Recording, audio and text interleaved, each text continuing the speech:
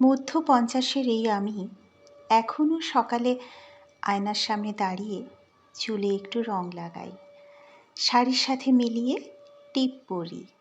কারণ নিজেকে যত্নে না রাখলে মনটা ভালো থাকে না।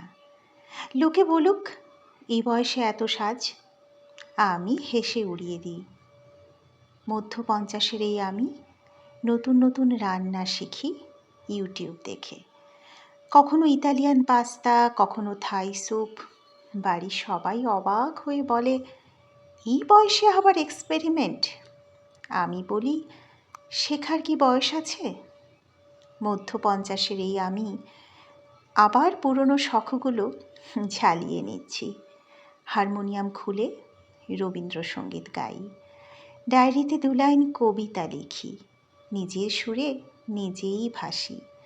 লোকে ভাবুক সময় নষ্ট করছি, আমার আনন্দেই তো জীবন। মধ্য পঞ্চাশের এই আমি মেয়ের সাথে বন্ধুর মতো গল্প করি। তার অফিসের চাপ, তার প্রেম, তার স্বপ্ন সব শুনি মন দিয়ে।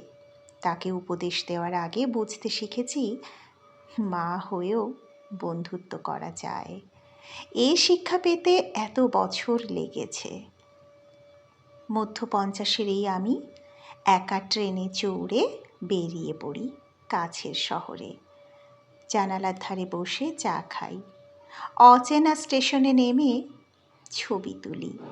ভয়কে সঙ্গী না করে সাহসকে সঙ্গী করেছি। লোকে বলুক একা একা কেন? আমি বলি, নিজের সঙ্গেই তো সবচেয়ে ভালো থাকা যায়। মধ্য পঞ্চাশের এই আমি শরীরের যত্ন নিতে শিখেছি।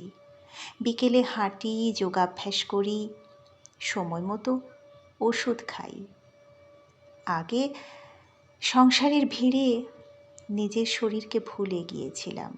এখন জানি নিজে ভালো না থাকলে কারো ভালো রাখা যায় না। মধ্য পঞ্চাশের এই আমি সম্পর্ক বাছাই করতে শিখেছি। যে মানুষ সম্মান দেয় না তাকে দূরে রাখি, যে মানুষ পাশে থাকে তাকে আঁকড়ে ধরি। সবার মন জুগিয়ে চলা যায় না, এই সত্যিটা মেনে নিতে শিখেছি। মধ্য পঞ্চাশের এই আমি মাঝরাতে বৃষ্টির শব্দ শুনে চা বানাই, ছাদে দাঁড়িয়ে ভিজি, না হয় জানালার কাছে হাত রেখে অনুভব করি। জীবনটা ছোট ছোট মুহূর্তকে খুঁজে পাই। লোকে যদি বলে পাগলামি, বলুক। মধ্য পঞ্চাশের এই আমি শিখেছি ক্ষমা করতে। পুরনো অভিমান, কষ্ট না পাওয়া সব ধীরে ধীরে ছেড়ে দিই। কারণ বুঝেছি ক্ষোভ বয়ে নিয়ে চললে কাঁধটাই ভারী হয়। মন হালকা রাখাই বুদ্ধিমানের কাজ। মধ্য পঞ্চাশের এই আমি জানি ভালোবাসার কোনো নির্দিষ্ট সময় নেই। নিজের জন্য ভালোবাসা, জীবনের জন্য ভালোবাসা, স্বপ্নের জন্য ভালোবাসা সবই এখনো সম্ভব। বয়স শুধু ক্যালেন্ডারের পাতায় বদলায়। মনের বয়স তো আমি ঠিক করি।